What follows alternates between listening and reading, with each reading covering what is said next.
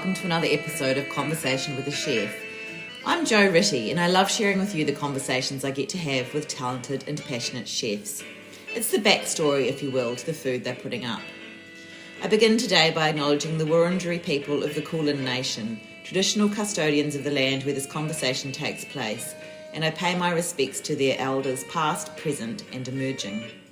Today I'm chatting to Esca Khoo. Esca is a rising star, although he doesn't really know what to do with such accolades and the press coverage he's been receiving since he stepped into the head chef role at Miss Me in the Mövenpick Hotel. Esca is humble and self-aware, and he never imagined that he'd be where he is now. He just really loves cooking and wants to share through his food happiness, as well as memories and the things he's learned along the way about his homeland, Borneo. He also wants to be a role model and inspiration for other immigrants doing it tough and wondering when they will really get to call Australia home. Esca arrived in Perth at the age of 15 with dreams of becoming a soccer star. Due to various visa demands and life that happened along the way, he started working in kitchens and discovered a passion for cooking. When I contacted Esca through his Instagram account @foodtureproof to see whether he wanted to be part of Conversation with a Chef, he responded so warmly and openly, and in our various exchanges, I felt as though I'd made a friend. I couldn't wait to talk to him, and to be honest, I could have talked to him all day. Esca, whose actual name is Khoo, but he goes by the nickname Esca, meaning bait or lure, which was given to him in an Italian restaurant where he was lured back time after time to work in return not for wages but for pizza and pasta. Well, Esca pretty much just started talking as soon as we sat down, and I really loved that.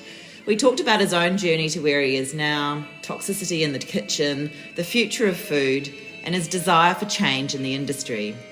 Esca was honest and articulate and very generous with what he shared, and I feel richer for having spoken to him.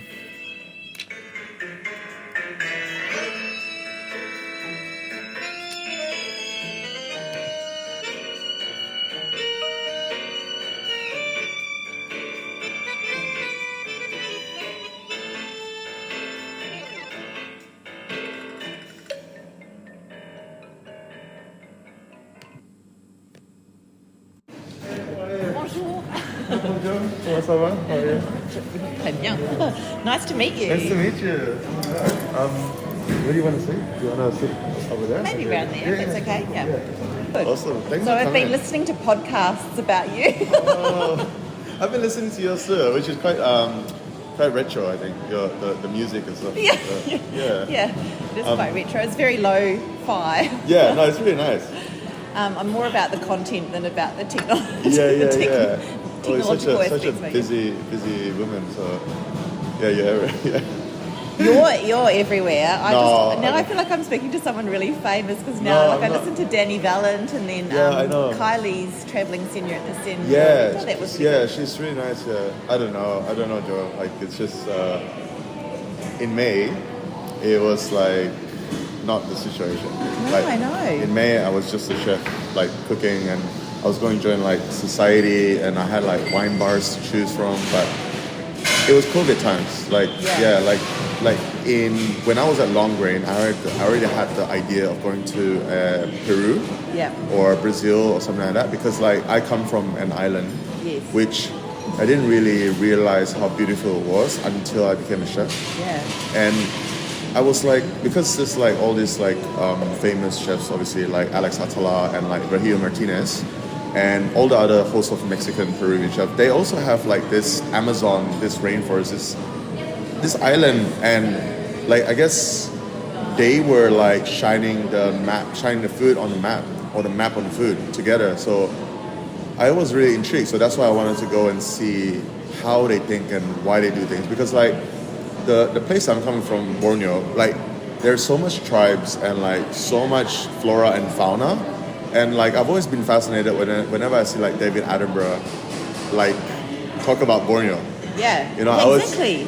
He talks about it so much, but it's about the animals and the logging, all the palms and the orangutans not having trees to live with. Well, I have to admit, that's when people say Borneo, that's what comes to mind. Yeah. Deforestation and palm oil and exactly. orangutans. And Rafflesia flower, one of the craziest flowers ever. But I guess like I also like I'm from there, and I grew up as a like Malaysian Chinese teenager, you know, like I'm trying to learn about the Western culture, and I've been taught about a lot of things in my career and in life, but no one has ever taught me about things like from Borneo, like let's say Steve Adammer, like so. I feel like maybe I have a mission to sort of celebrate Borneo, and just like how the restaurants in Peru are or in Brazil or something like that, you know, they actually use their ingredients. Working with time and place and sort of like traditions and history and why does this dish, why do they eat sago puree? Like, like because like when they had a lot of sago, tapioca, they turn it into like this porridge. And they would like use sticks to like sort of like pull it up. It's really interesting, but they'll use it, they'll get like chopsticks, they'll pull it up, and then they'll cut it somehow with a scissor, and then they'll dip it in like sambals and sauces. So I guess like they were just trying to survive with everything, every resource that they have. And is that grown there? Yeah, that's grown there. Everything's grown there. They don't have the capacity to import or like whatever. So, and they are also natural foragers as well, and just really interesting. Yeah, and the fermentation was a big thing as well. Yeah, like exactly. Yeah, I don't think they even know how to ferment. Like because I when I went to Borneo, I asked them like, how does the fermentation work? How do you make tapai? Tapai is like an indigenous rice wine. I feel like everyone has their own rice wine. Yeah. Like Korea has their own rice wine, Japan does, Vietnam, or moonshine or whatever you want to call it. But like I asked them like, what is the fermentation process? They basically told me like, they gave me like this chain of like yeast, which is sort of like Saccharomyces. Like it's the same type of yeast that ferments starch, I guess, you know, like in beer and in sake. It's like a cross of those two in that category. But they say they cook the rice, they boil it, they bless it, they put it in the earthenware, and then hope for the best. Right. You know, so that's usually what the answer is. And probably because that's the way it's always been done. Yeah, exactly. And then like I'm amazed that we have a lot of like wild bees, you know, like the honey there is like wild and like sour, like fermented almost. And like they have excessive fish that they ferment, but they don't turn it into fish sauce. They ferment the fish and then they eat the fish. Okay. So it's almost like hearing as well, like, you know, in Scandinavia. And then durian as well, they ferment, which is like, I don't know why would you do that, because it's very stinky. I still don't know why. So I'm still trying to search for it and understand, I guess. Does it? Well, I suppose it prolongs its life. Yeah. I guess like these things are like abundance, right? Like so much fish or so much durian and stuff like that. So trying to like rediscover my roots, you know. And growing up as a chef, coming to Australia thinking I would be like a soccer player, trying to escape, trying to call, and then fell in love with Australia. Wanted to call it home, but I had difficulties because I wouldn't be able to get my hours working as a chef, because I get rejected. So it was hard. So I had to sell my soul to the devil. So I had to work in factories and catering just to build up the hours. And this constant fight of like against this odds, like getting this visa, like because residency was like really hard to get. And you had to fork out a lot of money, and you had to be really good in English. And the English just was difficult, was really expensive. And then not only that, you have to have a lot of work hours. And you have to have been in Australia for long enough and been a chef for longer than 3 years, and so a lot of difficulties in that. And then I was learning a lot about Spanish, French, Italian, American, all sorts of food, but I never learned about the food from my area.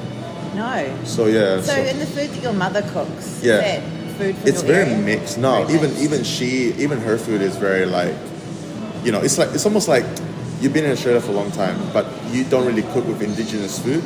No. Something like that. You cook pretty simple, like Aussie favorites, right? So like she would cook like favorites of like a Malaysian Chinese family, I guess. Yeah. Yeah, that's interesting. That's really valid. I'm actually from New Zealand. Oh, so sorry. Yeah, New Zealand. However, half I French.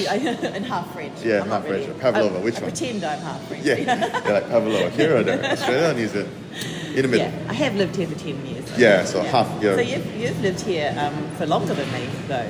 Ooh, yeah, you're right. Because you came when you were 15, is that right? Yeah, that's right. That's incredible. I know. Yeah.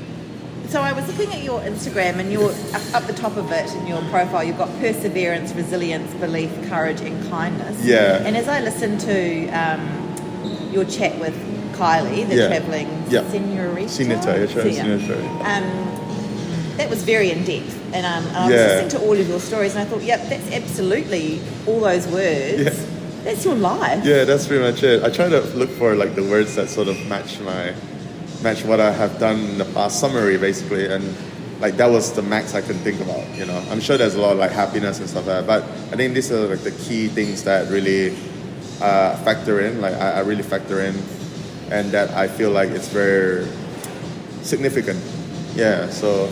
You probably don't have time to watch TV shows, but when I was listening to this conversation, it reminded me of Ted Lasso. Ted Lasso? Have you watched that? No, it's about an not American gridiron coach who goes to England to coach a soccer team.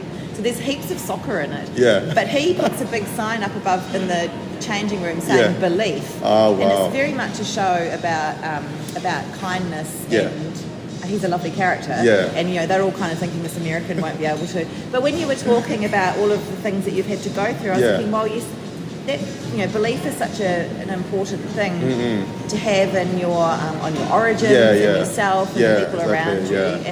And it wasn't easy to always use this word belief. Like a lot of times I believe I could do it. And things don't always happen. Things don't always work out. But you just gotta keep telling yourself, and sometimes like I believe in it, like it's enough to say I believe in it, but you just don't think about it, and you just gotta like you have to imagine you doing it, like achieving it, like the first time I got the permanent residency, or the first time I came to Australia, or the first time I was on a plane, or the first time I was on a podcast, or the first time I was a headshot, like all this like. I never imagined, like, I've never been like, okay, in 5 years I will be a headshot, or in 4 years I will be, it's like, I just try, and like,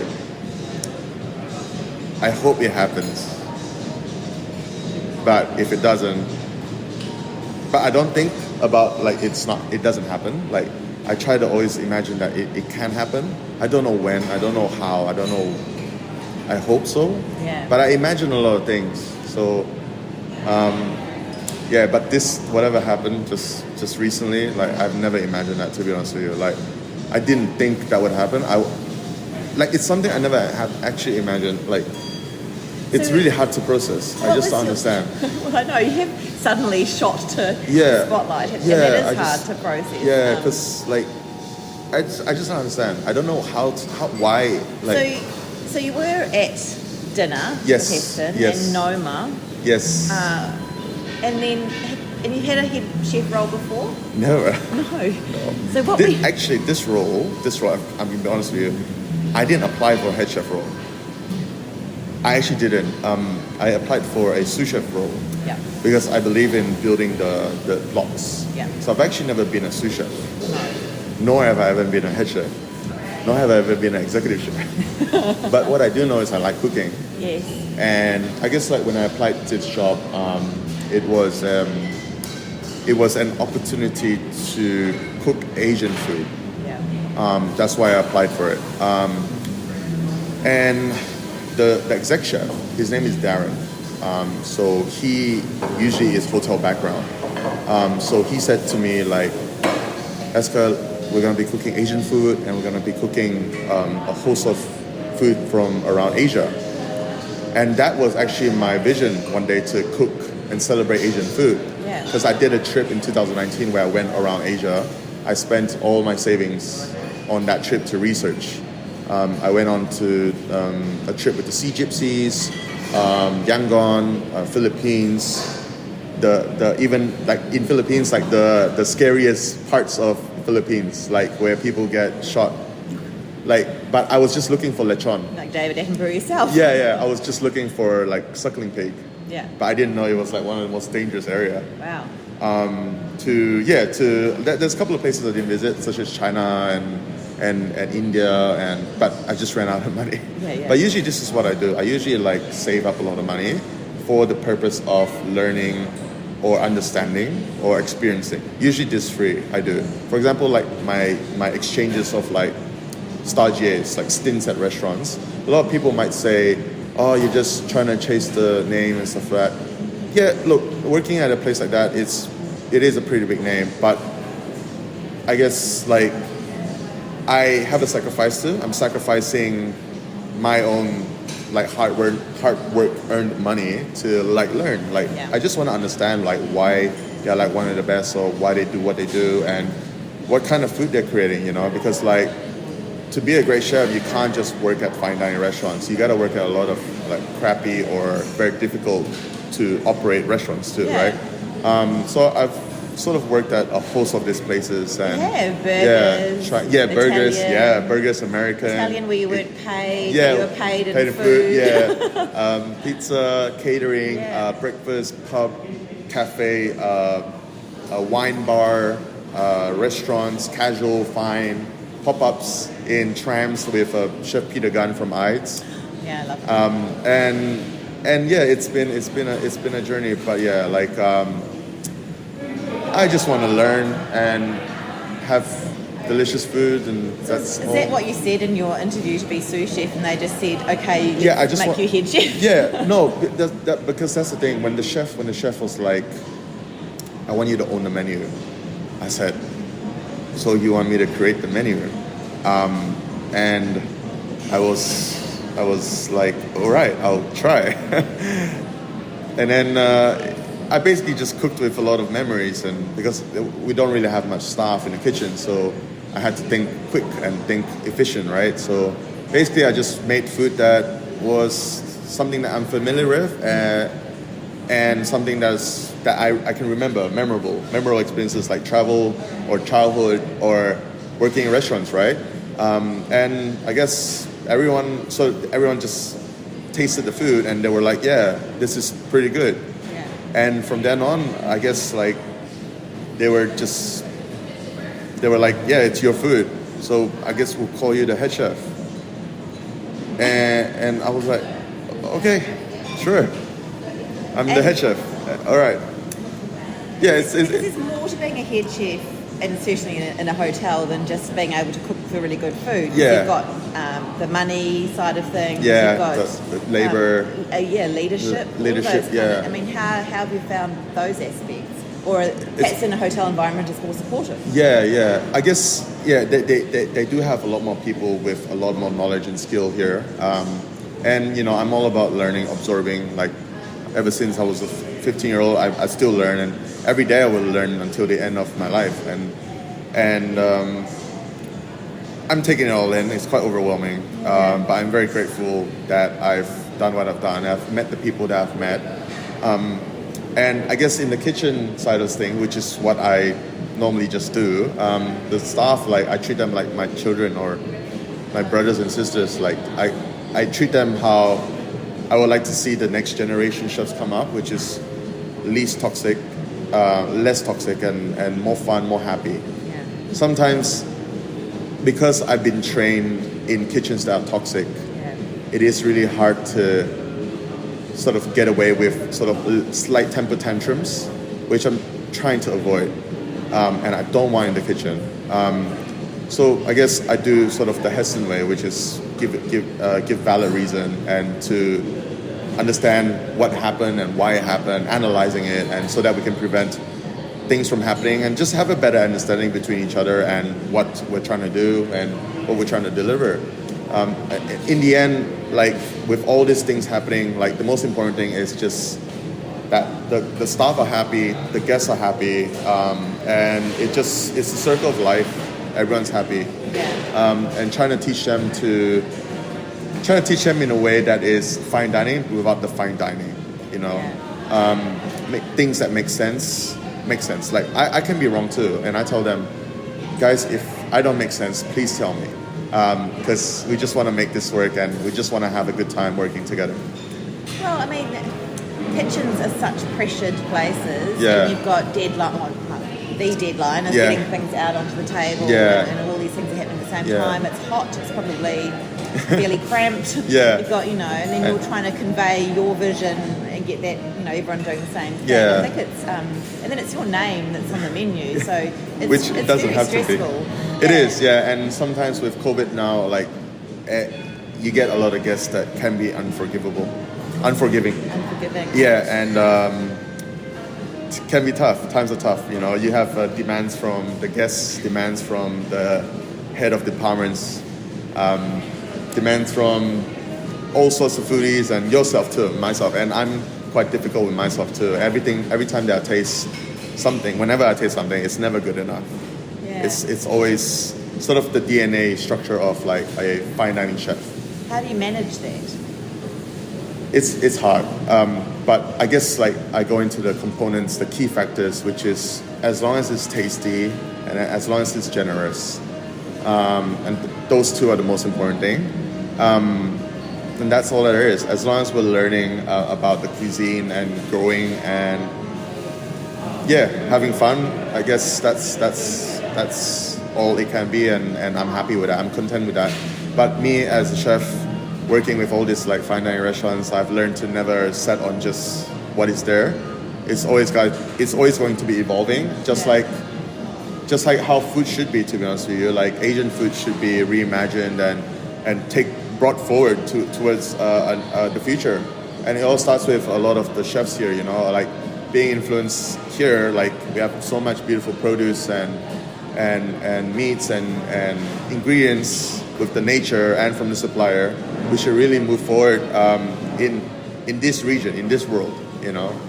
We should see things like, for example, nasi lemak can be made with sardines instead of anchovies, or we can use hazelnuts instead of peanuts. Yeah. Maybe a stir-fried dish that's quintessential in China can be made with kale and silver beet instead of bok choy, which is so typical, right? Yeah. But we have a lot of kale and silver beet here, and it's so beautiful. Yeah. Maybe perhaps radishes can replace sort of boring cucumbers. Yeah.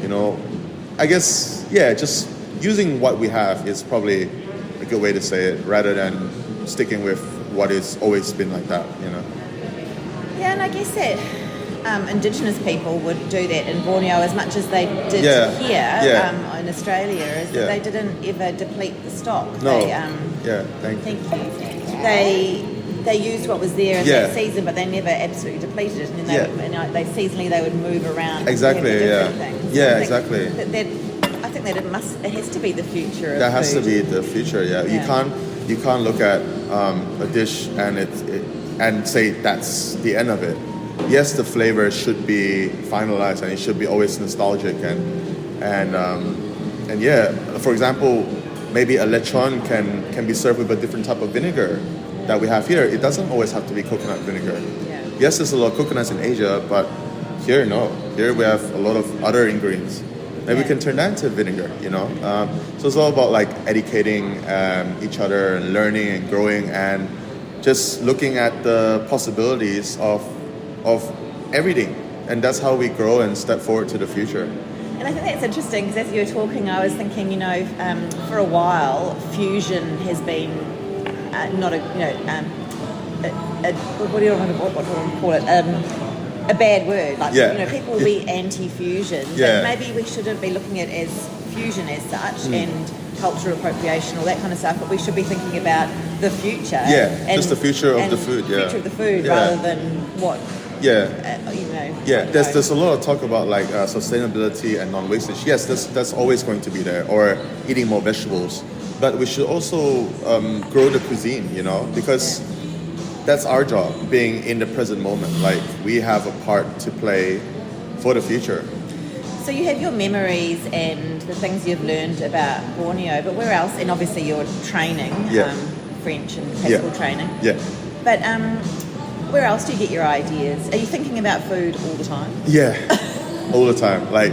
I just constantly think about food. I think about what to eat now, what to eat later, what I'm going to eat on the weekend. It's always been all about food. And I find that food is just the best thing that it's ever been created, life has ever created. It's something that is so strong, so powerful. Like the fact that I can cook something and make you smile, it speaks so much. Or the fact that one plate of food or a table of food can connect two different cultures, and they barely even speak the same language. It's just mind blowing. And yeah, I guess like it goes way back to when I first saw like the chefs on TV. They were cooking, they were smiling, and that just brought me joy.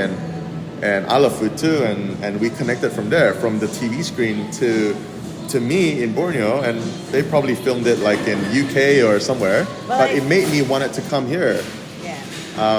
And it turned out to be a career, you know. Like, I didn't know it was going to be this crazy. Like the trainings are toxic, and like people are like humiliating you and sabotaging you and calling you names, and I wasn't aware of all that. But what I did know was this was my job, my career. I've chosen it. I've never gave up on it. I've never thought to be something else. I've never thought it was a job. No. It's something that I like to do, basically. You know. I think that's amazing. I think it's amazing that there's obviously a great passion there, and what you can bring to it that has pulled you through those things. I really hate hearing those stories about the toxicity in kitchens and humiliation and all that kind of stuff. And I hope it's changing. I hope so too, but I have a feeling it will never change.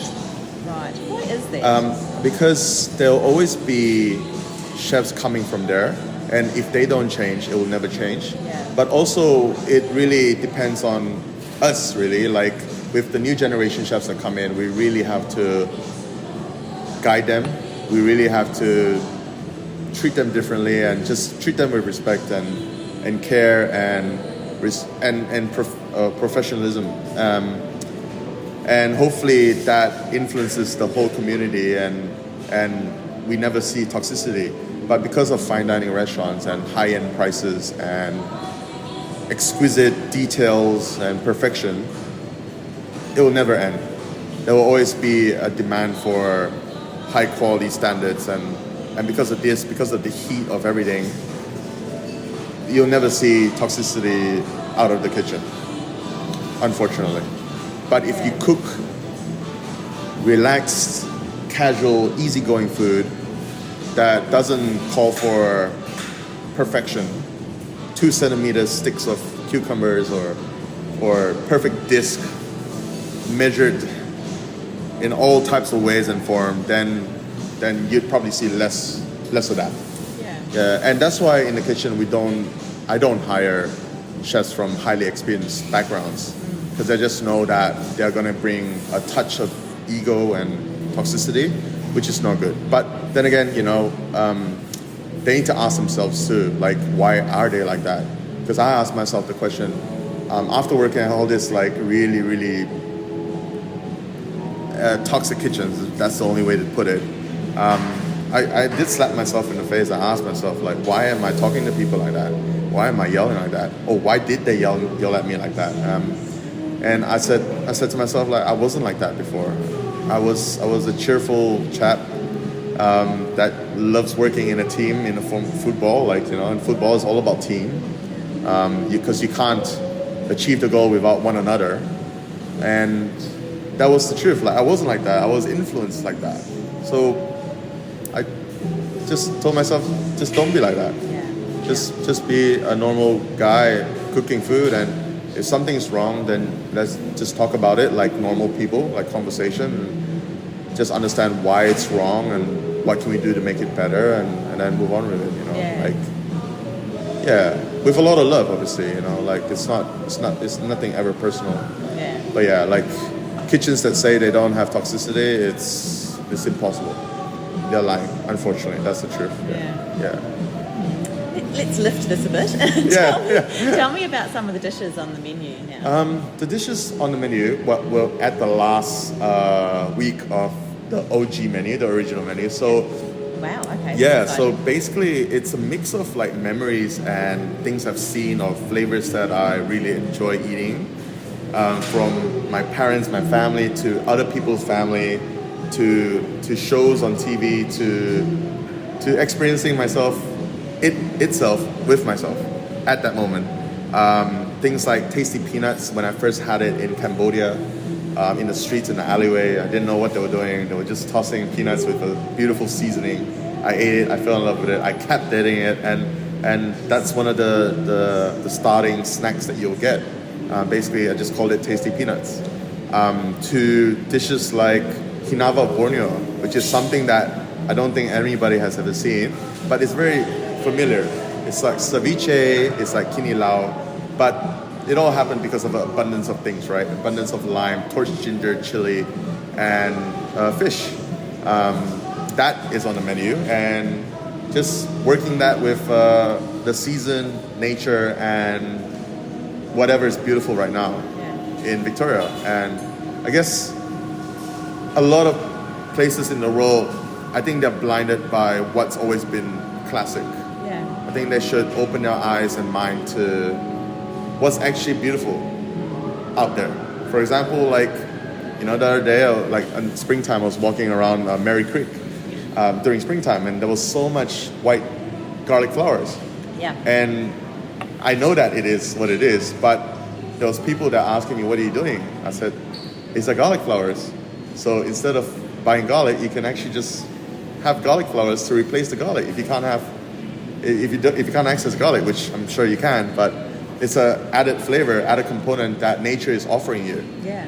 That you just don't realize if you just don't know. So the more people know, the better, I guess. All the dishes here are just reimagined, I guess. Reimagined, reinterpreted. It's nothing to do with challenging the classic.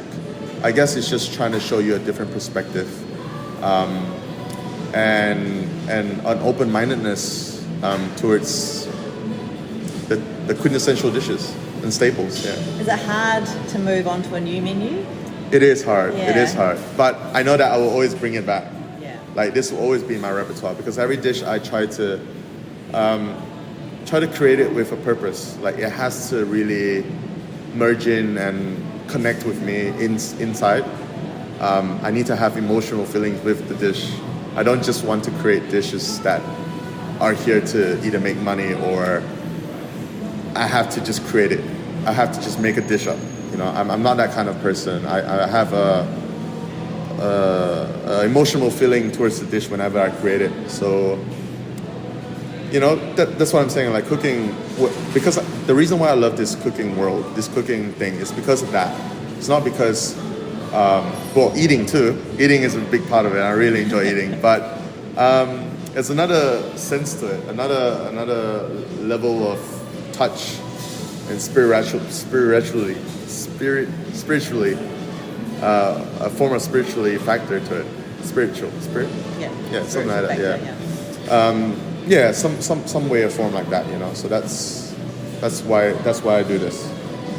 Yeah. You're very generous with how much you tell us, and I think I feel really honoured that you've shared so much with me. But the others as well. I think you've really you're very open, and that's amazing. So, thank you so much. I hope I can just inspire or at least get people to be more open-minded about their own cuisine. It doesn't have to be Asian. Yeah. It can be anything. But luckily Melbourne is doing it so well. But I also want to help the immigrants, because I'm a former immigrant and I know how hard it is to get. And I just want to tell them, like, just don't give up, just keep going. Like, I struggled so much. I nearly got deported a couple of times, numerous of times. I have so much reason to fail IELTS, the English test. And just keep doing what you're doing and just keep trying, putting as much effort as you can. And if you really vision it, it can just happen. And that's what I'm trying to do. Like, it's so much all at once. Just kind of, I think I have a responsibility, and I think I'm more focused in trying to inspire the immigrants. And, like, Australia is a melting pot, like, Australia is just not just one culture.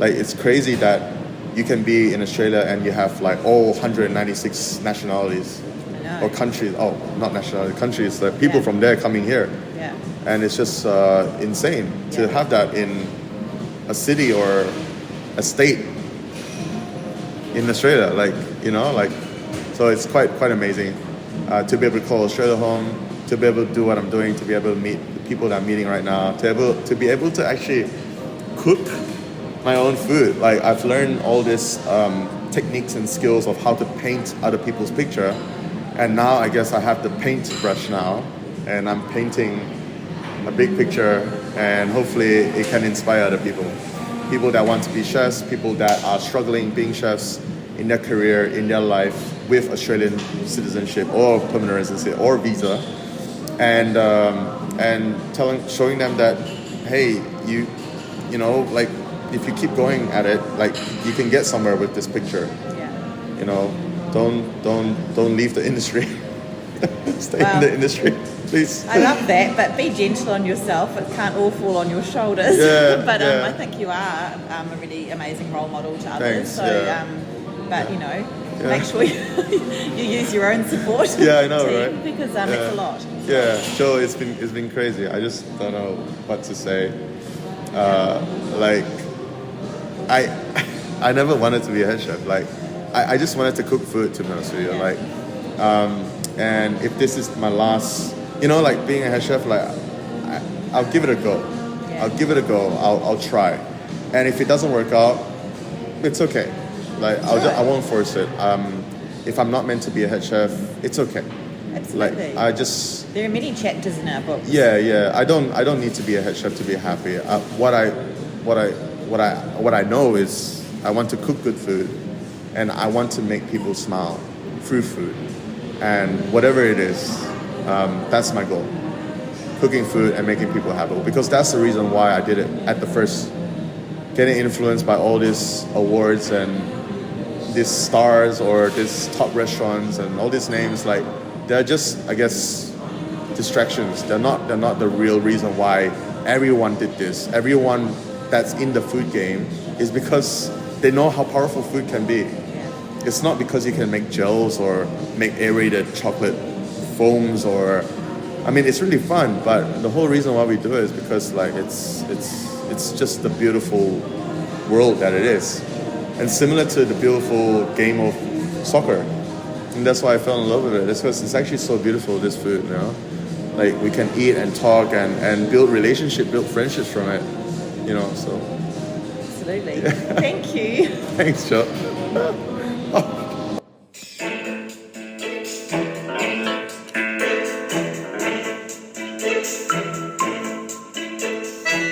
Thank you so much for listening to this episode of Conversation with a Chef with Esca Khoo. If you want to experience all his greatness for yourself, which of course you do, you can follow Esca on Instagram at Foodsureproof. That's at food, Ture, proof, and see what he's up to for yourself. As for me, I'm also on Instagram at Conversation with a Chef, and if you want to read the chat, you can head to www.conversationwithachef.com. I'd really love it if you told a friend about my chats, and of course you can subscribe on Apple Podcasts or click follow on Spotify so I know you're there. Once again, thank you, have a great day, and see you next time.